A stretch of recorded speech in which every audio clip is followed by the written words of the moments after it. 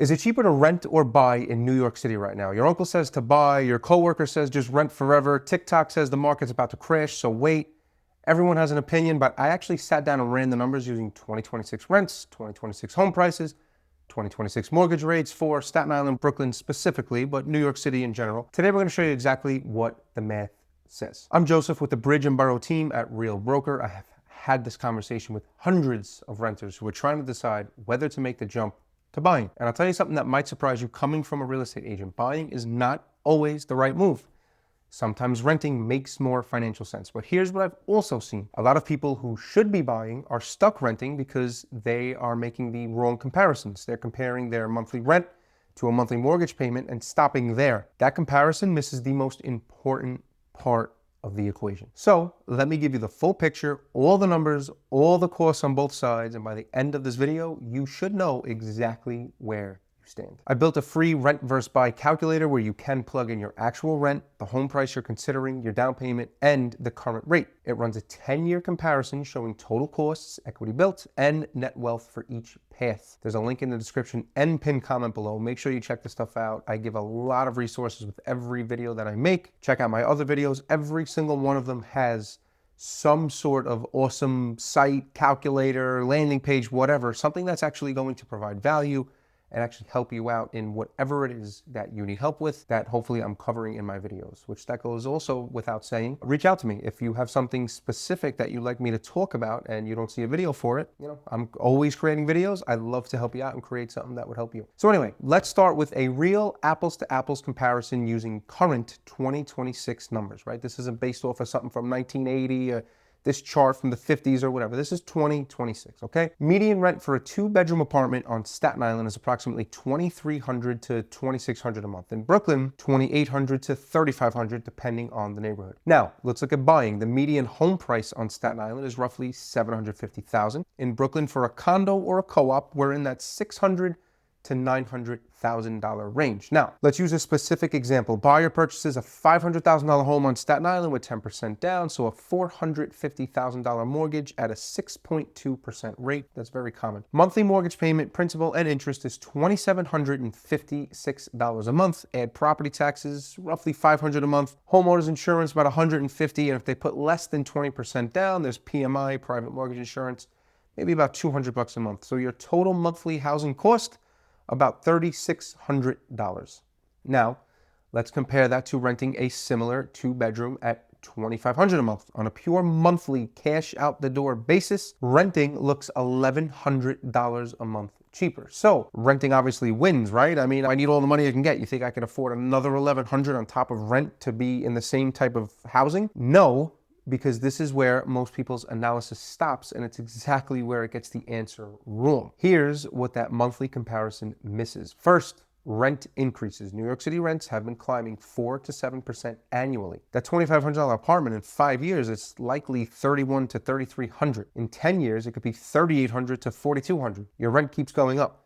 A fixed rate mortgage payment stays the same for 30 years. Now, yes, taxes do most likely increase, so that'll go up, but it's at a much more steady pace than rent going up 4 to 7% per year. Second, this is the big one, and you've heard this 1,000 times, but 100% of your rent is gone. Every dollar you pay in rent goes to your landlord. You're building zero equity, zero wealth. At the end of your lease, you own nothing, much like a leased car, as you know. When you pay a mortgage, a portion of every payment every month is going towards principal, which means you're essentially paying yourself. You're building ownership in an asset that's appreciating. In 1 year, of that $450,000 mortgage, about $800 a month on average is going to your principal. By year 10, it's over $1,100 a month, and that money is staying with you as equity. It's like a forced savings plan. Third, renters are also paying their landlord's property taxes, insurance, maintenance, and profit margin, right? It's all baked into your rent. The difference is when you own, those costs are building equity for you instead of wealth for someone else. Fourth, there's the opportunity cost of rent stability. If your landlord sells the building, doesn't renew your lease, his mother wants to move downstairs, whatever it is, or just simply raises the rent beyond your budget, you're forced to move. Homeowners don't face that uncertainty. I mean, if this guy could call you, hey, listen, your lease is up next month. Yeah, can I stay? Yeah, you could stay. It's another $800 a month. Now what? right? That's not going to happen with a mortgage. Yes, again, every year when the notice of property value comes out, your taxes may go up. It's not going to be $800 a month, right? On something like this. Now, let me show you what happens over 10 years with real numbers, because this is the comparison that matters. So scenario A is a renter, right?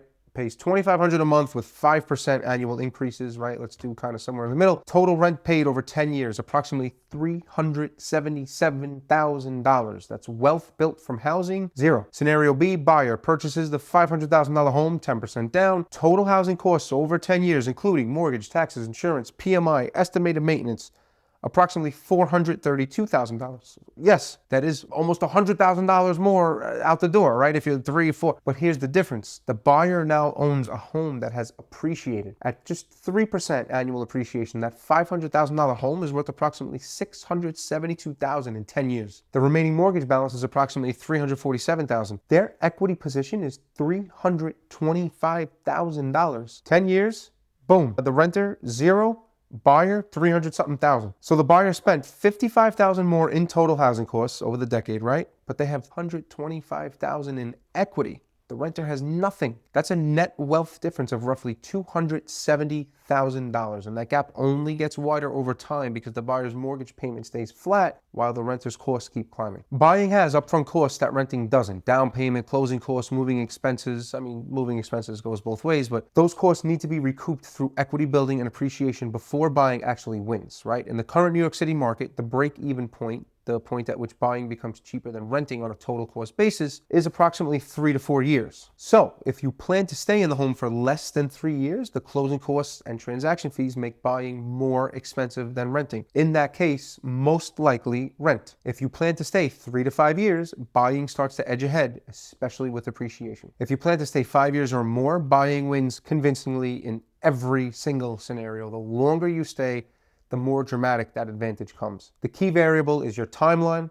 If you know you're going to be in New York City for the foreseeable future, the math strongly favors buying every time. I'm a real estate agent, and I'm going to tell you when you should keep renting because it's not always the right time to buy. Renting makes more sense when you'll be in the area less than 3 years. The transaction costs of buying and selling eat your gains, right? Like, let's just say you're thinking about buying something, a co-op or something for your child, because they're going to go to college here, 3-4 years of college. If they're going to plant roots here, yeah, buy it. If it's wishy-washy, I don't know, maybe renting. Renting makes sense when buying would drain your emergency fund also, right? You should have 3 to 6 months of expenses saved after your down payment and closing costs. If buying wipes that out completely, it might be too soon. Renting also makes sense when your career requires frequent relocation. If you might move cities in 2 years, again, don't anchor yourself to a property. And renting can also make sense if you're in a rent-stabilized apartment at significantly below market rent. Some people pay $1,400 or $1,500 for that apartment that we were talking about. That could be $3,000 on the open market. That's a financial advantage that's hard to replicate through buying. But for everyone else, especially people paying market rent rate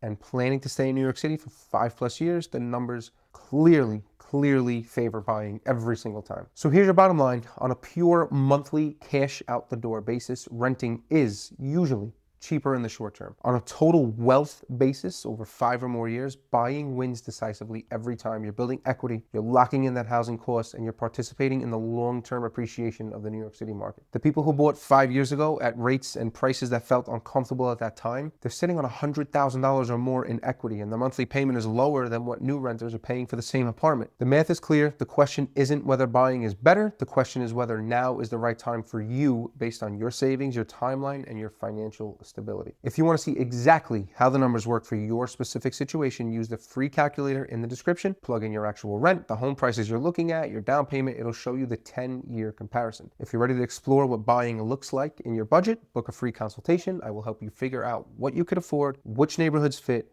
and which programs might be available to help with your down payment. I also have other videos for that. I'm going to ask my editor to throw in the links. Again, I'm Joseph with the Bridge and Boro Team. Subscribe for more data-driven New York City real estate content.